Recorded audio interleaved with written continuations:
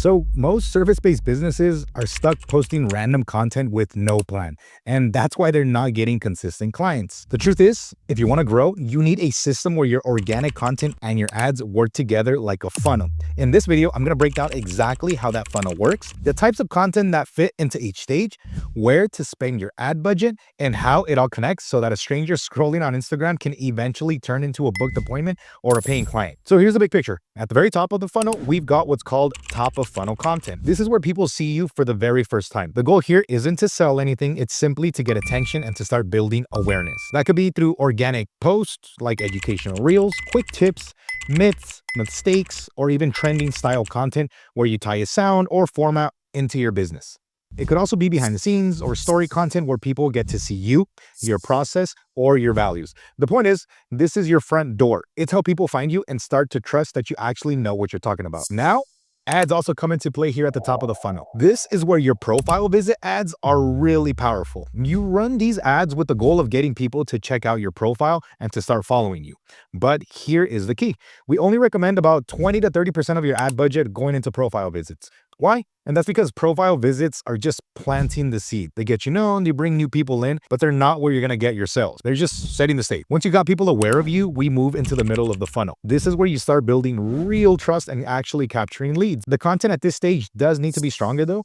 Think about testimonials, before and after results, walkthroughs of your service, project breakdowns, even price comparisons. Anything that shows proof and answers the question, why should I choose you? At this point, your ads should also shift as well. This is where lead form ads and DM ads come into play. If you don't have an appointment setter or someone on your team to answer the DMs right away, then lead form ads are probably going to be your best bet because people click the ad, they fill out their info, and then you capture them straight into your CRM. If you do have an appointment setter or good automations in place, then DM ads are also incredible because they start a conversation instantly inside Instagram or Facebook. Between lead forms and DM ads, this is where you'll want to spend the bulk of your budget, around 70 to 80%. And inside that budget, if you don't have setters, then just lean heavier on the lead forms. And if you do, you can balance more into DMs. Now at the bottom of the funnel, this is where the conversations actually happen. The goal here is to actually book the call, schedule the estimate, or close the service. The content at this stage should be direct. Talk about your offers, share your client stories that crush objections, and run testimonial heavy ads. If you're in an emergency-based business like plumbing or HVAC, this is also where click-to-call ads can make sense. But the bottom line is this. At the bottom of the funnel, you've already built awareness and trust. Now it's about showing people exactly how to take action. Here's where things get really powerful. Retargeting. Every single person who has engaged with you, visited your site, or watched your videos can be retargeted with ads. And one of the best plays right now is creating a custom audience of people who have watched, let's say, about 90% of your videos. Think about it. If someone sat there and watched basically your whole videos and still didn't follow or take action, that's actually a very good person to retarget. If they weren't interested, they wouldn't have watched 90% of your content. You can take those people, run more growth campaigns or lead generation ads directly to those, and even create lookalike audiences to find more people just like them. That's how you turn content views into actual clients.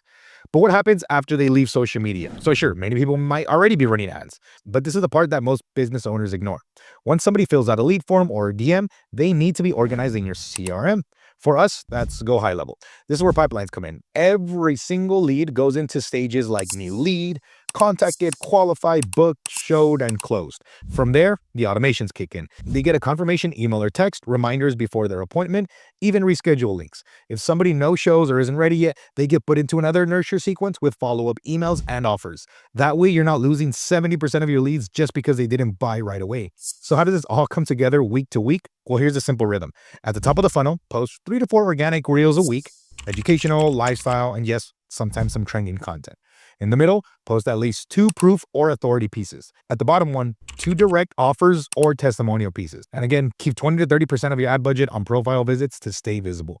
But focus the rest on lead form and DM ads to generate real conversations and booked calls. And once you've dialed that in, later on, make sure to have retargeting ads running in the background, hitting video viewers and engagers. So that's the system. Organic content for awareness, direct response ads for leads, offers and testimonials for conversions, and CRM automations to keep everything organized and nurtured. Start simple, stay consistent, and layer in advanced targeting strategies like the 90% viewer trick once you've got some winners. If you do this, you'll never wonder where your next client is coming from.